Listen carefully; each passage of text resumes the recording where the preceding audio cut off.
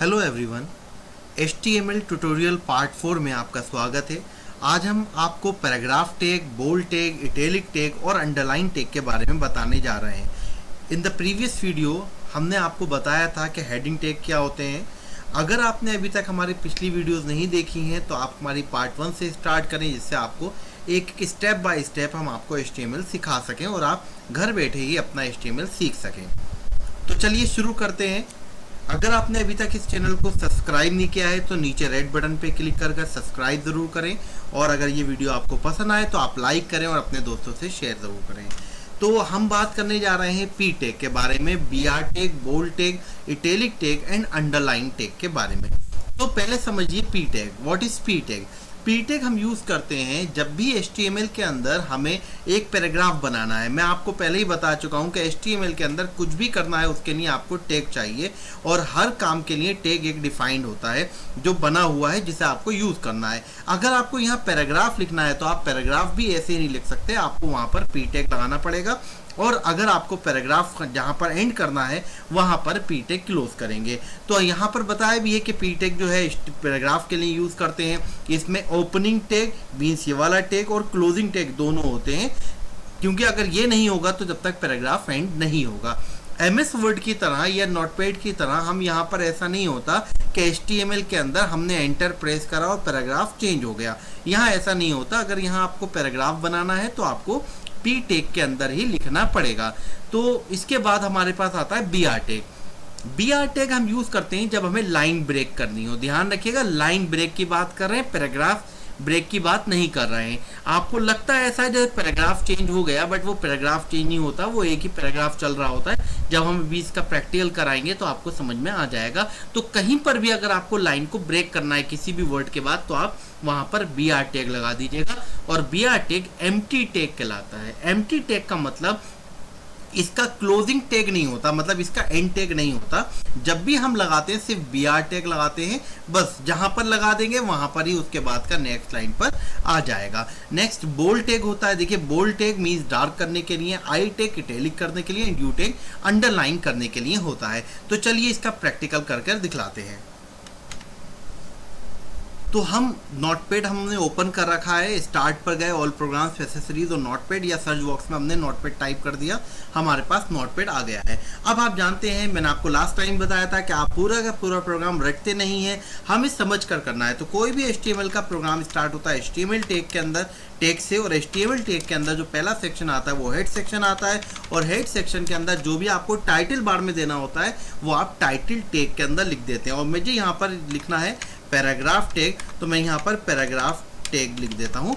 तो इस तरीके से पैराग्राफ टैग हमारे टाइटल बार में लिखा हुआ आ जाएगा। हमने यहाँ पर टाइटल टैग क्लोज कर दिया और यहाँ पर हेड टैग क्लोज कर दिया। अब मैं इसे सेव करता हूँ, Ctrl+S किया, और आपको बताया था मैंने कि मैं D के अंदर प्रैक्टिकल एक क्लास के अंदर अपना एक फोल्डर बना रखा है मैंने D के अंदर प्रैक्टिकल क्लास के अंदर। आप चाहो तो पूरी इसकी लोकेशन दे दो, प्रैक्टिकल क्लास, और उसके अंदर मैंने अपनी फाइल का नाम देता हूँ यहाँ pro2.html। आप जानते हैं .html इसका एक्सटेंशन है। पहले हम इतना ही प्रोग्राम रन करके देखते हैं क्या ये परफेक्टली वर्क कर रहा है। Ctrl+S किया मैंने, यहाँ पर सेव हो चुका है, फाइल का नाम pro2 है। तो अब मैं वेब ब्राउज़र पर गया, यहाँ पर मैंने लिखा अपनी फाइल की location, that is D:\/ practical class, यहाँ आ गया है, और यहाँ पर स्लैश लगा के मैंने लिख दिया pro2.html और एंटर कर दूंगा। तो आप देखेंगे यहाँ पर टाइटल बार में अगर सब कुछ सही रहा तो पैराग्राफ टैग आ जाएगा। अब यहाँ पर स्टूडेंट एक गलती करते हैं जो मैं बहुत बार देखता हूँ, वो यहाँ पर टाइटल की स्पेलिंग गलत कर देते हैं या यहाँ पर स्पेस दे देते हैं। अब मैंने सिर्फ स्पेस दिया है टैग के अंदर, Ctrl+S किया और देने के बाद ऑल टैप करके यहाँ पर आया, और मुझे यहाँ पर इसी फाइल को यूज करना है। तो मैं यहाँ क्लिक करके एंटर भी कर सकता हूँ या F5 की भी प्रेस करता हूँ। तो जैसे ही मैं F5 की प्रेस करी, अब आप देखें यहाँ पर हमारे पास टाइटल नहीं आया। अगर नहीं आया तो रुक जाइए, मीन्स यहीं पर कुछ ना कुछ आपसे मिस्टेक हुई है, और उस मिस्टेक को पकड़िए पहले कौन सी मिस्टेक हुई है। तो हम जाते हैं अपने नोटपैड के अंदर, और यहाँ पर आपको पता ही है कि नोटपैड में हमने टाइटल में गलती हुई है। कभी कभी अगर आप पूरा प्रोग्राम लिख दें और ध्यान रखें कि कोई भी आपका आउटपुट नहीं आ रहा हो, तो सबसे पहले हेड टैग के टाइटल टैग को देखिए कि ये प्रॉपरली स्टार्ट है और प्रॉपरली बंद हुए नहीं है। अगर ये थोड़ा भी इसके अंदर चेंजेस होगा तो आपका प्रोग्राम बिल्कुल नहीं चल रहा होगा। तो इतना तो आपके समझ में आ गया। मैं Ctrl+S करके सेव किया। तो अब मेरे पास पैराग्राफ टैग लिखा हुआ आ गया है। अब मुझे क्या करना है, मुझे इसके आगे का करना है। मैंने यहाँ पर, आप जानते हैं हेड टैग के बाद स्टार्ट होता है बॉडी टैग, और बॉडी टैग के अंदर मैंने एक हेडिंग, एक पैराग्राफ लिखना है। अब यहाँ पर समझना क्या हैगा, सपोज कीजिए मैं पैराग्राफ लिखूंगा, टाइम लगेगा, तो मैंने एक यहाँ पर कुछ इतना बड़ा मैटर जो है कॉपी कर रखा है कहीं से, ठीक है। यहाँ पर लिख दिया मैंने। लिखने के बाद मैं यहाँ पर, आप जानते हो जितनी बार एंटर करते हैं एमएस वर्ड में ऐसे ही होता है, एंटर कर दिया यानी कि पैराग्राफ चेंज हो गया, और फिर मैंने एक पैराग्राफ ये लिख दिया। अब आप देखें यहाँ पर ये पैराग्राफ लिखा हुआ है, जिसके अंदर एक पैराग्राफ ये हैगा और दूसरा पैराग्राफ मेरा ये हैगा, मीन्स दो पैराग्राफ लिखे हुए हैं। या फिर एक और लिख देता हूँ जिससे आपको समझने में आसानी हो। मैंने एंटर करके यहाँ पर 3 बार पैराग्राफ में ये लिख दिया है। अब मैंने इसे सेव करते हैं, और करने के बाद जब मैं वेब ब्राउज़र पर जाकर F5 करूंगा, आप देखेंगे पूरा का टेक्स्ट तो आ गया, मगर पूरा का पूरा एक पैराग्राफ में बन गया है। यहाँ पर पैराग्राफ चेंज नहीं हुए।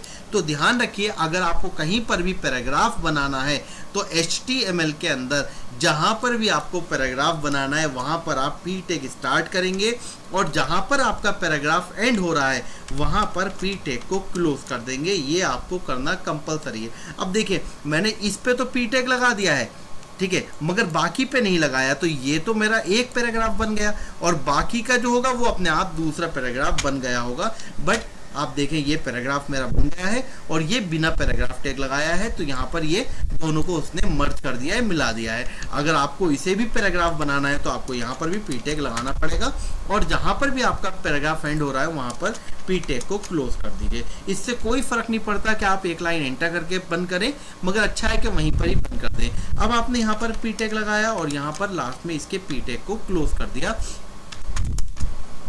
देखिए मैंने नेक्स्ट लाइन पे कर दिया, तब भी कोई फर्क नहीं पड़ेगा। अब देखें मेरे 3 पर कंट्रोल एस करके सेव किया मैंने, ऑल टैप करके मैं यहाँ पर आया, F5 किया, तो आप देखेंगे यहाँ पर मेरे पास 3 पैराग्राफ हो गए हैं और पैराग्राफ टैग यहाँ पर आ रहा है। होप कि ये आपके समझ में आया होगा।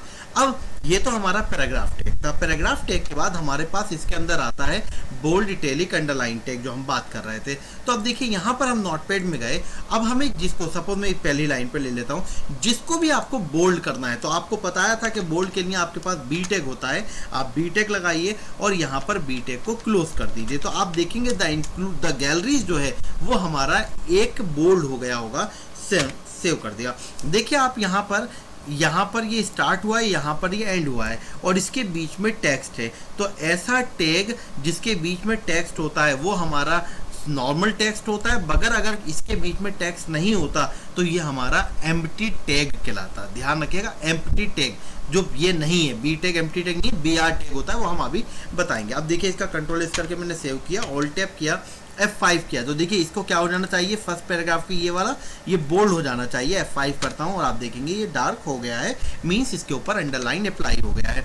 इसके बाद मैंने यहाँ पर लिखा यू। अगर आपने यहाँ पर आइटम दैट्स आर, यहाँ पर मैंने डिजाइन, इनको यू कर दिया, मीन्स ये इसके ऊपर अंडरलाइन अप्लाई हो गया होगा। सेव करता हूँ कंट्रोल एस करके, ऑल टैप करके F5 करता हूँ, तो आप देखें इसके ऊपर अंडरलाइन अप्लाई हो गया है। इसी तरीके से मैं यहाँ पर फिर गया और मैंने यहाँ पर अंडरलाइन के बाद बोल्ड, इटैलिक, अंडरलाइन, इटैलिक कर देता हूँ। इटैलिक मीन्स आप जानते हैं थोड़ा कर्व हो थोड़ा सा स्लाइटेड हो जाता है, मीन्स थोड़ा तिरछा हो जाता है। तो अगर मैंने यहाँ पर आई टैग लगा दिया है, कंट्रोल एस करा, ऑल टैप किया, F5 किया, तो आप देखेंगे ये टेक्स्ट जो है विद द ओवरऑल ये जो हो गया हमारा इटैलिक हो गया। तो ये बी हो गया, ये अंडरलाइन हो गया, यू टैग हो गया, और ये इटैलिक टैग हो गया। अब अगर कहीं आपको लगता है कि क्या मुझे तीनों चीज़ें एक के ऊपर अप्लाई कर, एक ही टेक्स्ट पर तीनों कर सकता हूँ, बिल्कुल आप कर सकते हैं। आपने यहाँ पर लगाया बी टैग, फिर यहाँ पर लगाया यू टैग, और फिर ये लगाया आपने आई टैग। बस यहाँ पर आपको एक प्रैक्टिकली अच्छे करने के लिए एक चीज़ ध्यान रखिएगा, जो सबसे पहले स्टार्ट हुआ है वो सबसे बाद में बंद होगा, जो सबसे उसके बाद हुआ है तो मीन्स ये देखिए सबसे पहले सबसे लास्ट में आई है, तो यहाँ पर भी आई टैग को मुझे यहाँ पर क्लोज करना पड़ेगा। तो मैं यहाँ पर आई टैग लगा दिया, फिर यू टैग है, तो इस तरीके से हम बंद करते हैं। तो ये एक बढ़िया तरीका है आपको काम करने का। तो आप देखेंगे कंट्रोल एस करा, ऑल टैप करा, F5 करा, तो आप देखेंगे ये बोल्ड भी हो गया है, इटैलिक भी हो गया है, थोड़ा तिरछा भी है और अंडरलाइन भी है। होप कि आपके ये समझ में आया होगा। अब कभी कभी ऐसी ज़रूरत पड़ती है कि हम चाहते हैं ये हेडर जो है, या हेडर के बाद ये फूटर जो है इसके बाद नेक्स्ट लाइन पर आ जाए, तो आप कहेंगे सर इसे पैराग्राफ बना दीजिए। नहीं, हमें पैराग्राफ नहीं बनाना है, हमें पैराग्राफ नहीं बनाना, हमें सिर्फ जस्ट लाइन ब्रेक करनी है, पैराग्राफ वही रहे। तो जहां पर हमें लाइन ब्रेक करनी होगी वहां पर हम बी आर टैग लगा, तो आप देख रहे हैं यहाँ पर बी आर टैग हमने यहाँ लगाया, सेव करा कंट्रोल एस करके, ऑल्ट टैप किया, F5 किया। तो मैंने कहाँ लगाया था बी आर टैग, आप देखें फूटर के बाद, यही लगाया था फूटर, हेडर फूटर के बाद। तो हेडर फूटर के बाद यहाँ से क्या हो जाना चाहिए, लाइन ब्रेक हो जाना चाहिए। तो ध्यान रखिएगा, लाइन ब्रेक हुई है, ये पैराग्राफ ब्रेक नहीं हुआ है। और आप इसे कहीं पर भी लगा सकते हैं। और आप जैसे कि देख रहे हैं, इसका कोई भी आपका क्लोजिंग टैग नहीं है, जहाँ पर भी लगेगा ऐसे ही लगेगा, इसीलिए इसको एम्प्टी टैग बोलते हैं। इसके अंदर हमें कुछ लिखने की ज़रूरत नहीं है। कुछ लोग इसे इस तरीके से भी लिख देते हैं, मीन्स यहाँ पर ये स्टार्ट भी हो गया और यहीं पे ख़त्म हो गया, तो आप ऐसा भी कर सकते हैं। तो बट आपको अच्छा तरीका है, हम नॉर्मली ऐसे ही रहने देते हैं, या आप चाहें तो इसे यहाँ पर स्लैश लगा भी सकते हैं। अब मैं अगर सपोज कीजिए यहाँ पर इस वर्ड के अंदर भी अगर बी आर टैग लगा दूंगा, तो इस वर्ड को भी ये क्या कर देगा, आप देखिए यहाँ पर लाइन को ब्रेक कर देगा। पैराग्राफ ब्रेक नहीं कर रहा है, लाइन ब्रेक कर रहा है। आप कहीं पर भी अपने प्रोग्राम में बी आर टैग लगा सकते हैं लाइन को ब्रेक करने के लिए। तो जहां पर भी ये देखिए, कवर के बाद भी इसने अभी देखिए नहीं हुआ, ये मीन्स कंट्रोल एस करते हैं, ऑल्ट टैप करते हैं, F5 करते हैं, हो गया बिल्कुल। तो ये जो है ये आपका ये बोल्ड टैग कहलाता है। या आपने बोल्ड टैग यहाँ पर इसका एग्जाम्पल देखा, यहाँ पर आपने इटैलिक टैग का एग्जाम्पल देखा, यहाँ पर आपने अंडरलाइन टैग लिखना देखा, और यहाँ जब हम इन सबको एक साथ लिखना चाहें तो ऐसे भी लिख सकते हैं। और आपने देखा जहाँ हमने पी टैग लगाया वहाँ पर हमारा एक पैराग्राफ बन गया है। आप यहाँ देखें, ये बोल्ड है, ये अंडरलाइन है, और इसके ऊपर जो अप्लाई हुआ है वो इटैलिक हुआ है। और यहाँ पर अगर हम देखें तो यहाँ पर ये बोल्ड, इटैलिक, अंडरलाइन तीनों एक ही के ऊपर अप्लाई हुआ है। और जहां पर आप लाइन ब्रेक करना चाहते हैं वहां बी आर टैग लगाएं, और जहां पर एक पैराग्राफ बनाना चाहते हैं वहां पर पी टैग लगाएं। होप कि ये सारा कुछ आपके समझ में आ गया होगा।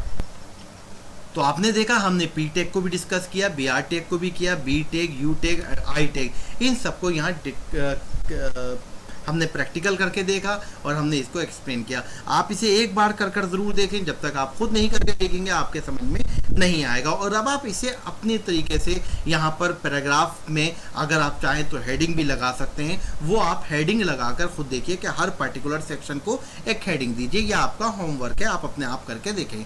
तो आज के लिए इतना ही, आगे भी हम आपके लिए इंपॉर्टेंट वीडियोज़ लेकर आते रहेंगे। अल्लाह हाफिज़ and have a good day.